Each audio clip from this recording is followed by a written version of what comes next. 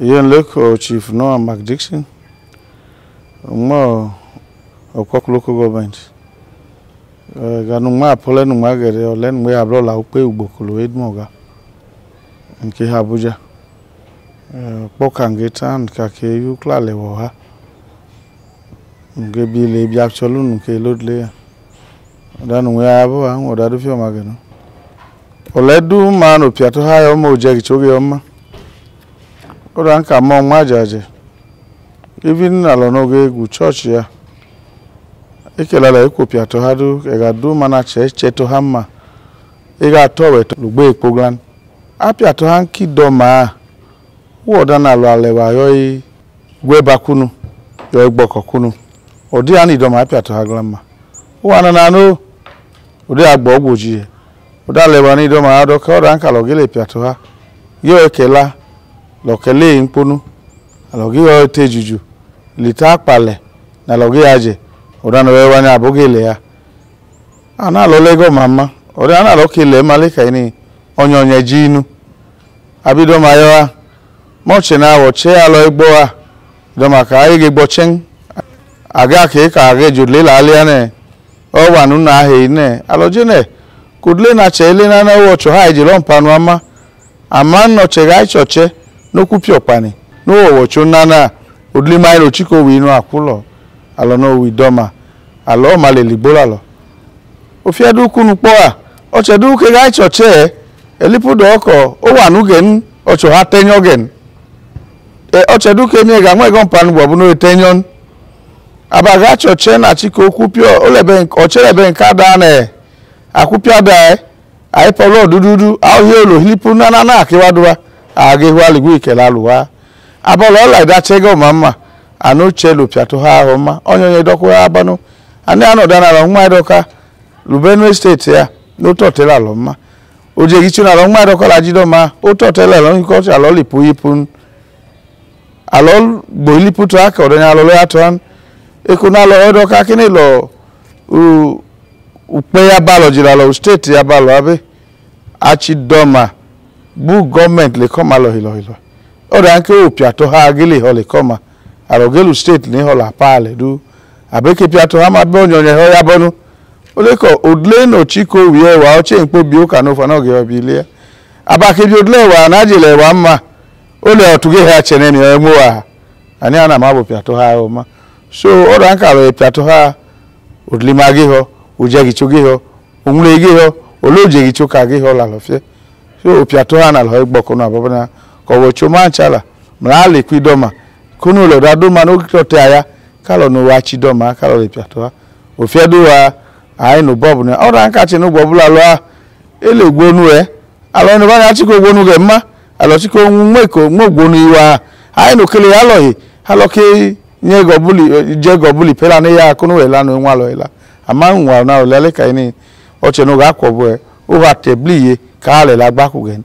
abo achi doma ke logica o che do judlela ala me o hali guno ke nyam na maka o judlela no na eke ya wa hota ani anonyo ne ya bonwa beto jegi chua kalo lelea o Piato ha kalo alo huma idla to ha ifi ha tano gaye ya ka che no igbo lipe epo a kalo le o itakpa le ya abalo ke huma idla to ha nwa na lo le aleka o abojegi choyi meli ni holu politics e okole abia alo epokele alo ababa na che no hu party ne o ka no control no party hagen aliguhi ni igwo kwa ina na che no party yo no ko party wa na ka no le egalon ana baba na lo kwile kwaji ya ile na lo kile kwaji ya ni holu biarema Benue Rebirth Movement abo ana lo ho kelala nya kwa chola lo dudu ejidu no chedo ho egadu na yo igede atigede achu utonkom acha agatu edmoga otukpo otukpa orokam owupa ichama opoga egadu mana lo baja kugboju onyagere adoka egadod mana lo ba lo waine ikponu because oranka president eku Nigeria abu Nigeria ha ku nation ne ikponu we ane abu Nigeria ke wa ewa dudu ke ba no ewo ake ha no pem onyonye lute kolunu lipu Nigeria oranka go Benue nche age mai idoma age mo onwobu age mo uche ye ila bro o benu enko ja gbe ko na nya nko chulalo no pia hato agbobu mma alo egbokolu akele pia to ababana yu ka pia to anku ama anu nwa no tajia ofedu legenu kana na politics na biwa party na biwa KPC PDP mo ha o kalun albiaje alo moda na bakpage ya ewe hola pole onyonye ewe lupato ye ewe lupato ye ege akwe choche uwa dudu ke kweche mu pato ye ole oche du no kule mu party lo luo ma o wole apo anakola lo akweche mu party mu PDP kweche mu domane ai doma pi no PDP mai nunu tuo akweche mu APC ne ugbe no APC ge mai nunu tuo aloke bi doma kile aloje kai ne gbobu no ekepo gbeke no government kipu ile ni holo jabo kichonawa olo da kilo jabo kichowa alola de ipo ge ne alo wa ene ge ne anya kwochula lo alo egbokolwa ene ka tuwa ngoda nka ka mi ihe nya kwochele nche nyoga to hime no ode anege hija to hamma ofiedu kunwa alo egbokolo chidoma no one o adalo no opanalo no kwe ha le ku idoma kono ha polo no ligu kono du aloka odi unwa alalo abaloge ya le ejinya na loge ya onyoba eladu na lo yo kwoye no to ichonwa kono lo laku motu le golaje ke boko gaji doma because ado idu ge chonu oyo mage nyobuno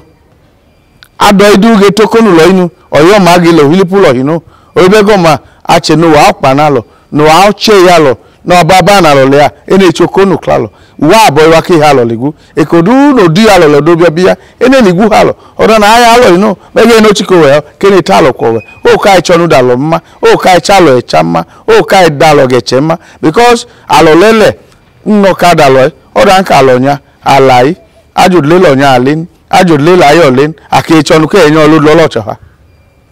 ajudle la ilen enyo mebele go han oyibego ma anya kwọchura lo kola lo poto ha ka lo yu club globo e ga na lo yi alogo ego du no weto ba lo nya ke gbera du ne ai ene adam la ike nunu de ke ipe la ike piato ha oda no chegba baba na abaya e ga na lo ma e ga na lo ya baba na le ga na lo ma enyo ha abalo ga anyo le okonu ho gbara ido ma kele piato ha ya bo ipe wa nege kana ora nka ke ipe wa ya leche I ola che no ile wa fiompu agbo olole na lo ma ya polea achohi ma igwepa achohi ma eho achohi ma hili amana ikodu ne ka elu imeli gole enya age yo fia o wa che no le wa fia ni meli ye gu afie mane amana le wa lele kodo na gaja bola du gicho ohine wa ala ba oje gicho anu ile fia ama wa na lo le lajido ma mobu a upe ka bele le afia lo ana lo lo chegla mano egenu nkale trola alo no wachola lo no idoma alo piato han omobo dadu gi mele omobu ge piato aben ka abakpa amole ojabo gichwa eko jabo gicho ga iche ne na obeke ole election na abakpa no ge gablakpa no ge penpo ye no ge lo epumu to de ya egi eja anyo la bobokpa aido male lawon alo ge lawo dadu duman odadu jalo le ama omobu ge juale oda nke konega ala bo to pa ituka ene ga le kwa kwa achenya idomanya mu Lagos mu Kaduna mu Kano mu Jos mu Abuja ayo bo tu pa ma iko bu makode lo la bobo pan ele lawon abaki la bobo pa ma acho akili wa higu nega la bobo be ni pe echo oda nka mo igwepa anacho ha mo awahata ani meliga ana apolo igwepa adu wolema ana apola hata agole anekelo hita oyenya aga anyo o ya cha ata ne so o abene tukele wa helo yuka ni abalo glato kele na lo ya kunu kupie nkpoma anu ole wa ne kele wa fialo ada nkale yana ole gadu na anyo lipu Nigeria na ido ma gate line ale tu Port Harcourt na gbojoye wa ido manu bablo le wa fi mobua ale tu Kaduna ido ma le wa fi mobua ibi na Abuja la mwana ido ma le wa fi mobua oda na lo glato ama nka ba lo glato na lo le fi akata beche ya na lo le epuye ma aneka lo le wa mane alo ale wa ne ama abalo gla mane so okonu ho gbaleka ma boji gicho no na oga we chanu oga wunu no okonu alo ga gbale ga do ni do ma ha le peche ya alo penyole kalo la bobo kwa lo chedu na lo doka ko bi alo nya blo oda nka lo kwa bobo pe ko ma ne gaje we da ki do ma le wa ele wa ma o mo bule wa gbo e wo du ma no ha le wa ne o chedu no ho lu no kele wa elana yake do kaini abobokpa iki meli no we achele iha emlano guy ya okonu beke 2007 lekono aido ma honyo chemno gmobu abe odi ya ogmobu ge chani ko chenpo na aga le kweche ya ache hini ke kweche maji do mo di wala botaje taje liwan na me la botaje liwan ma oche maji do ma ogmobu ne imporo kweche ya ka kwehu ekwe igbe igwe abe odi ka ya aido ma pi ka ku vote ne la ka ku kuje la ogmobu ole ogmobu ya lo ha anye ke ju vote alwa ekodu na election ya nilo vote account nilo ka na chega je inu le wa fia oke ale cloud 2015 ogaya be nwa loli kido ma age labo taje liwan ido ma age gbe lakun aloli podan alolo egena lo idlaka me na abalo yole mo cha kokwe halo actually aboka ko taje yugo chu pedo haga kalo kejila ana lo chokwe halo le ama but okona lo gba baba ke kai alolo achele no ebi alo jowe because ochedu bi ojowe ai talk egana yin na yin ana lo gbo okona baba na so alole wa ma anando kopon ela na loka le wa ni pu benu na cheka nkin dale klon ke di ege ni do ma we ale klon do ma le wa ne aganyo olu national state alole na do ma local government ni lablo ki ana wi do ma obi wi do ma no local government ana bro e do ma aganyu ko giana o ido ma ehuna hilo la maburo anpa ido ma le wa lablo aganyo cross river agani hola ayala ele wala blo agani enugu aloke bablo aite bablo aido ma hablo ama abaloke pato han alobege nkpoma no le benka lo le ma awli do ma poku do ma poto hana tabakpa mla ofran ile wa fia lo le o dan ka lo idlato achedu ma no weche no ki otuto weche ya ekonege che na lo ga joko otokoko ilpuwa okona lo gba baba la ido malika kaini upati ne ko baje laina eneche kido makoga kweche lupati ega kweche lupato ha uga kweche lupato ha ekodu ne kwaido ma akpo kweche lupati no bana pema kido magaba hache no kweche penya onye ochokwo ilpuwa o ochokwo ige onye odudu a ochakwo ya onye ge bia lo nyo bugla kalo nu akalo luje ejujule ka ma odudu aga kweche odudu aga alelugbe nkpoma moche na akalo kwa boto palo kan ma ko lele ko da na lo do aka ko ke yala ekona lo tete wa penenche ya achege nyo cheno ewo bachi ego ka mo ge bia gba anyo kwe ya ole ne ababa ole le again to che ne oje na na je enu jeje ogo kokku oko ano elepi ya akewu ka chichi ole apia poto kwa ne mache ije mmanya kwa chelija o ma no da eklo ivi ne ge na lo tete ke lo tuko ujo collect ta again ababa onya kwa che bi o che na penenche mi anu gen ise ro ka lo che gbo onyo gbonu ohe na owe ababa che yo lenke ohe ole na je nemo imo le command ababa ni yo etua ikuna we penenche ke yo hen oko hanu kali da ya ka oje kidoma ka lo chenye ole abana anya nkwoche ache no lije no jopa no he iwan ache no lije ma no he ya ohunwa